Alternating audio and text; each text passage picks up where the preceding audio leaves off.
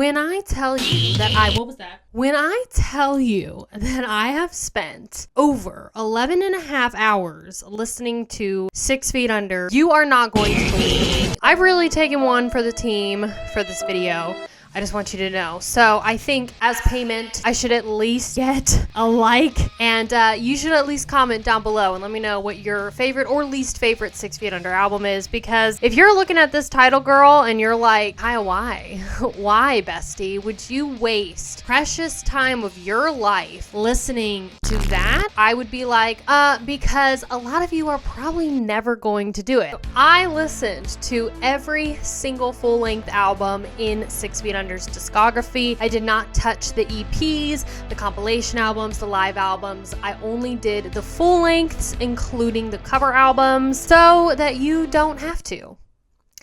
You don't have to. I am going to share with you my observations, the things I learned, the experiences I gained. But I wanted to approach this video with a completely unbiased opinion because I was curious about how Barnes' voice changes over time in this discography. I never want to go into a video with malicious intent. I never want to go into a video just automatically wanting to hate it, okay? I wanted to find something that I could love about it. Obviously, I know that their 18th album is coming out. I didn't want to pre-order it, girl. Okay, I thought about it. I thought about buying their damn CD for $12.99, but with shipping it'd be $20 freaking US dollars, and I was like, girl, I don't think it's worth it.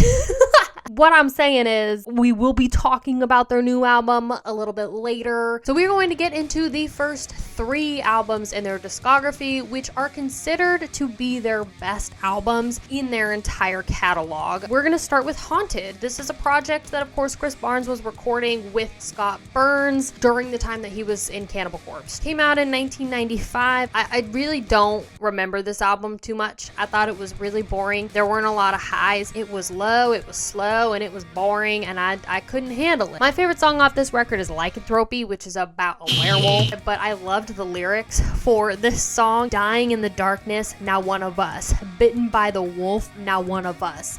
It's groovy, it's punchy, it's fun, I like it. I think that Chris Barnes honestly was banking a lot on Scott Burns' production with this album. He was like, well, we're using this legendary producer, Scott Burns. It should automatically just be a really good record, right? Right? The Warpath from 1997 is an album that I actually enjoyed a lot more than Haunted, which I was not expecting. This is the last album with Alan West, and this is where you realize that Chris Barnes is kind of a hippie. And by kind of, I mean he definitely is. I mean, we know that Chris Barnes likes to smoke weed, okay? We know that Chris Barnes likes to smoke weed. He likes the ganja. He likes the 420. He has a song on here called 420. There's a lot of songs on here, girl, that are like fruity and hippie and, you know, philosophical, even with some of the like fruity lyrical content and the like obituary leftovers. I would definitely say it's much more instrumentally diverse than Haunted. Now, Maximum Violence from 1999 is not as strong as Warpath, but it's still pretty solid. This is where we kind of get into a little bit of the nu metal is what they're kind of experimenting with on this album. There's also a Kiss cover on this album, which is called War Machine, and it does not fit at all. It's also the first time that you hear Chris's new voice. His highs are starting to fade a little bit, okay? But his lows still sound pretty good. This new album, Alan West is no longer in the band, so with the lack of obituary content being thrown into the music, Chris Barnes is kind of experimenting with the beginnings of the nu metal rap sound mixed with the death and roll sound that they originally have. And around this time too, Chris Barnes was feuding with Seth Putnam from Anal Cunt. So allegedly the story goes that Seth Putnam and Anal Cunt's guitarist Josh Martin went to a 6 Feet Under show to hand out flyers and look for a new drummer. In the process of them doing that, they basically heckled Chris Barnes on stage, which caused a mildly allegedly physical altercation, allegedly. And basically Chris Barnes ran away to his tour bus where he told his roadies to go to Seth Putnam and beat him up. This would then prompt Seth Putnam to release Chris Barnes is a Pussy, which is a song off of their 1999 album, It Just Gets Worse. And that brings us into the first of the cover albums, the Graveyard Classics series. This is the first album. Boy howdy. I was not excited about jumping into this. Just like looking at the track list, it kind of makes sense when you look at some of the artists. You know, they got a Sabotage one, they got Black Sabbath, Exodus. It gets a little questionable towards the middle to end, where you've got a Jimi Hendrix cover for Purple Haze, In League with Satan by Venom, which is probably one of my favorite songs by Venom. There's Cookie Monster vocals all over this damn thing, and I don't know what's worse, Chris Barnes' voice or Chris Barnes' voice on these songs. You can absolutely hear that he's lost like 25% of his voice on this record. This really felt like, to me, the first album where you could hear the change. But this album was a mistake. There is no reason on heaven and earth we need Chris Barnes barfing vocals on freaking Purple Haze. This is the trend with the Graveyard Classics album. Chris Barnes is like, hey, that's a great song. That's a classic. Let's cover that. So the entire band does the instrumentation exactly how they're performed in the original song, except for the guitars, which they tuned down to like the death metal sound. And then Chris Barnes Cookie Monsters on top of it. That takes us to the nu metal phase. True Carnage came out in 2001. This is where SFU again was trying to go back to what Cannibal Corpse did in The Bleeding, but with nu metal tones. Personally, with this album, I feel like his lows were just way too low, and he was not enunciating. His highs were very strained. You could hear it. I also hated the drums on this album. It reminded me of the Saint Anger clank, clank, clank. There's a hip-hop beat kind of song on here with Ice-T, dude. He is rapping a whole ass verse on One Bullet Left. I don't know whether it works or it doesn't, but it's there. I mean, it was kind of cool, I guess, because, like, do people like Ice-T? I like to drink iced tea. Then we go on to Bringer of Blood from 2003. And this, my dude, this album might have the worst album cover I've ever seen in my life. That's after Deicide just released their new album with the AI art. The lyrics on this album are so incredibly corny. The staccato delivery is corny. The song America the Brutal, I laughed out loud to this song. I ain't gonna lie. And now, you know, the reviews on Metal Archives warned me, okay? They did warn me. They told me, you know, that song was going to be bad. And this is a record where Chris was really exploring more of like a political sort of message. Honestly, My Hatred is the worst song on here. There's a line in the song where he's like, to the grave, bitch. But like in his death metal vocals, there's like a hell yeah in there too. Like, ba ba ba, hell yeah. There's a 9-minute song on here. A 9-minute song. And when I saw how long that song was, I cried a little inside. It's a song until like 3.5 or so minutes. And then there's legit 4 minutes of silence. And then a secret song. There's a secret song at the end of it, which I thought was kind of cool. Like, not gonna lie. However, he killed all of the excitement for that secret song by ending it with saying no swag. No swag. Come on, bro. All the swag. What? No swag? So then we get into kind of a mixed bag in 6 Feet Under's discography, starting with their 2004 album, Graveyard Classics 2. Now, there are going to be some of y'all that think about this album and you have war flashbacks, you have nightmares, you can't even fathom ever putting this album on once I tell you what they cover. That would be Back in Black by AC/DC, the entire album. First one was questionable at best. This one, a lot of people hated. I mean, this is the Back in Black album. This is an album that is probably one of the most important albums for like early day rock and roll metal. This album not as bad. Not as bad as I thought it would be. Not as bad as people say it is. And that is only because AC/DC is just that good. Then we get into 13. This is an album from 2005, and let me tell you, the absolute surprise with this album, it's like 60% solid, honestly. I was super surprised by this.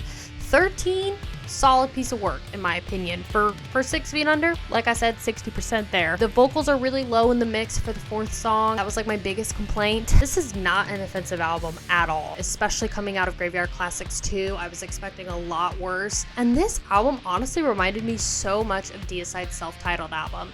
It had the same kind of instrumental grooves and vibe and grit to it, and Barnes was doing similar things with his vocals in terms of like layering. Like honestly, 13, you should give it a chance. There were a few sections, very few sections where you could tell there were Cookie Monster vocals. It was few and far between. 13, you're a winner. Not a whole dinner, but you are a winner. What can I say about Commandment that will convince you to listen to it?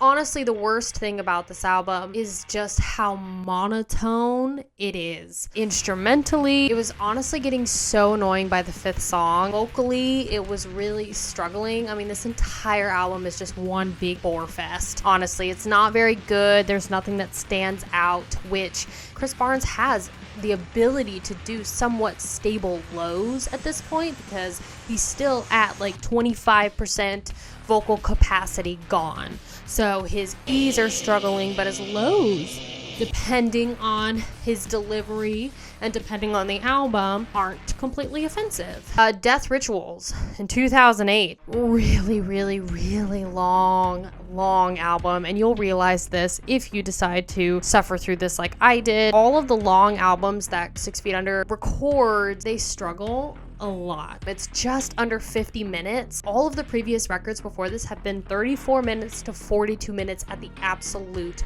longest. There are some more like moody and melodic things that they're kind of experimenting with this record, which I thought was very refreshing, but my only complaint with that was it just didn't feel like it flowed very well, like it had a purpose. It was a trek to get through this album. Not as much of a trek as Graveyard Classics 3 from 2010. Great positive. Chris Barnes has amazing taste in music. Nobody can take that away from him. The lineup for this cover album is fire. You know, you got Merciful Fate, A Dangerous Meeting. You've got At Dawn They Sleep by Slayer. For my Metallica fanboys, they covered The Frayed Ends of Sanity. I was really hoping that it would be good because they were covering more genuine metal artists. This album was an absolute struggle to get through. This was absolutely, bar none, the hardest record for me to get into. I had to stop listening to their music for the day after this record. The instrumentals are great, but that's because they aren't original. They're covers. Butchers every single song on this record. I can't even tell you how painful this was. I was rooting for you. We were all rooting for you. How dare you? I literally said in my notes, some of the worst gurgling vomit high screams. Oh my God, it sounds like he's dying. So regardless of how bad Graveyard Classics 3 was, 6 Feet Under did have some rare gems in their discography, and I will stand by these two albums. Undead from 2012 and Unborn in 2013. Both of these albums are solid, in my opinion. Chris Barnes is trying to go back to, the Cannibal Corpse days, a little bit more like Butchered at Birth, Eaten Back to Life. The best things that this album has going for it: great riffage, great instrumental diversity, heavy layering of the vocals. Chris Barnes's lows are really solid in this. Distinctly remember like 2 or 3 times where I was like, okay, the Cookie Monster vocals are there, but you can easily turn your brain off from the vocals and just focus on the instrumentals because they're that freaking good. And I was surprised by the sister album too. Unborn from 2013. Prophecy is a catchy banger. The Sinister Craving is so heavy. Undead, I will say, is just a little bit better than Unborn. They're kind of considered to be double albums, sister albums. The album covers are very similar. That's what I'm assuming they are. And they're very, very solid pieces of work. During this time, Barnes would actually get into another altercation with another famous metal musician, and that would be Travis Ryan from Cattle Decapitation. Bro, how do you start a feud with Travis Ryan? The dude literally carries around a portable enema. When I found out that Chris Barnes actually punched Travis Ryan, I was shocked to hear about this. According to several media outlets in 2012, Chris Barnes allegedly sucker punched Travis Ryan. They were touring together in 2012. Chris was just being a royal pain in the ass. Travis Ryan makes an announcement on Facebook. Chris Barnes is an effing hack. I've personally passed on at least 5 6 Feet Under tours over the last 8 or so years because he pulls so much nonsense on the support bands because his ego is astronomical. We're leaving the Chris Barnes' show tour today. Go to the Barnes show and buy some of their merch. They need it desperately. In the comments, he was responding to people and he said he couldn't handle the fact that we were destroying him nightly on merch and talk shit about us on stage last night.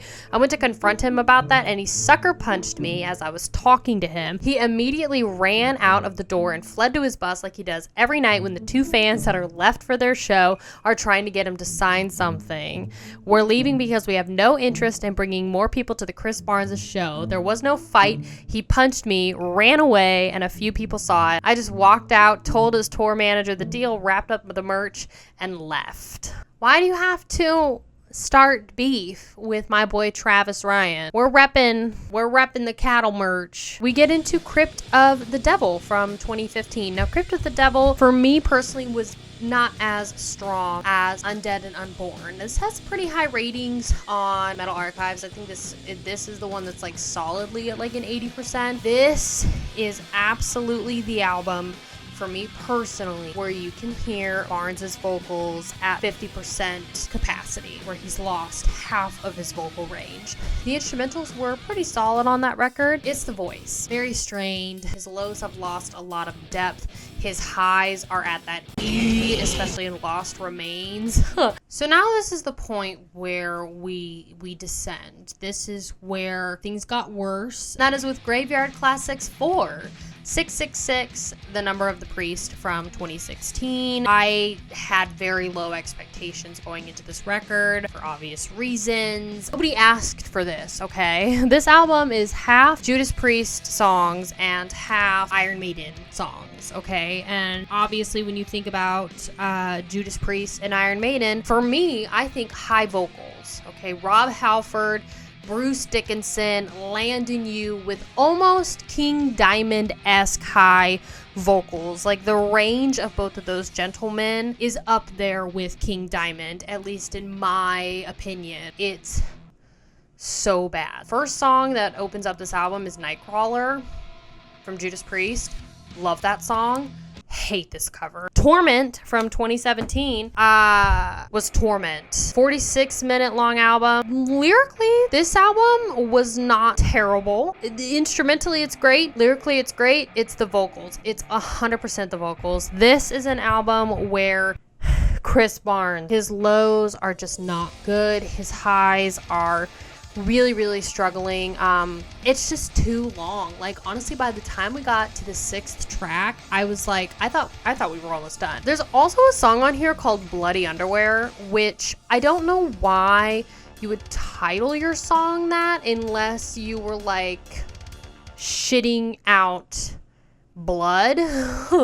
But this is like the second cousin song to Fucked with a Knife. Now we get into their 2020 album, Nightmares of the Decomposed. This is their most recent release prior to this new album, which we are just about to talk about. Nightmares of the Decomposed gave me nightmares. This album is kind of a meme. Absolutely, my favorite song on this album is The Noose, because it was my first introduction to 6 Feet Under. I will be serious. This is the album where Chris Barnes' vocals is at 25% capacity. That means he has lost 75% of his vocal range. I don't know what happened with his voice between Torment and this album. Instrumentally, it is the most flat, terrible instrumentals. There's no real creativity. Everything is very, very simple, especially in the drums. It's just very formulaic. It's not experimental at all. It's very, very standard, run-of-the-mill. Chris Barnes' E sound really is it's on this album. It's kind of this Eric Cartman sounding E. The cutest song, yes, it's cute. It's cute. You heard me right. Is Death Will Follow, because it has the most precious little re in there. The line he sings is "How deep my sickness reeks," and as you can guess, the re is on that reeks. It is the cutest little thing in the entire world. It's absolutely made my day. Love this album just for that and for the news. Honestly, like, this album has a special place in my heart because it's so bad. It's good. Also, Jack Owen is on this album. Jack motherfucking Owen, dude. Original guitarist from Cannibal Corpse back in the day. He was there when Chris Barnes got freaking kicked out. Like, Jack Owen is on this album. He left Cannibal Corpse and joined 6 Feet Under at a wild time, my guy. Wild time. So where do we go from here? Is there any way that Chris can redeem himself for this new album, Killing for Revenge, which comes out May 2024? I did listen to the 2 officially released singles, Know Nothing Ingrate and Ascension. And this is what I know about 6 Feet Under after listening to all 17 albums, over 12 hours of music for this band. This is a band that struggles significantly with consistency. It is absolutely the biggest thing that is plaguing their discography, bar none. You will have albums that are awesome instrumentally and vocally for even Chris Barnes. Then you'll have albums that suffer in both of those categories, where the instrumentation lacks so much and it's generic and it just sounds like every other band that's ever been recorded. And then you got Chris Barnes just reeing all over the place. And then you'll have great instrumentals and horrible vocals to where you wish it was just an instrumental album. I've also discovered, like I mentioned earlier in this video, that 6 Feet Under does better when their albums are shorter. If they're like 34 minutes to 39 minutes, it's the pocket that they're in. We are also in the point where, like I said with Nightmares of the Decomposed, that Chris Barnes is at 25% vocal capacity. That being said, he's had 4 years of a break from that album to now. So maybe he's quit weed. I really don't know. Maybe he's stopped smoking. Maybe he's doing something differently for his vocal care. Maybe he's finally taking it seriously and wants this album to be good. The first 2 singles are not offensive. They're not offensive, honestly. But you know what? It's because he also, avoided doing the rees. I expect Killing for Revenge to have Cookie Monster vocals.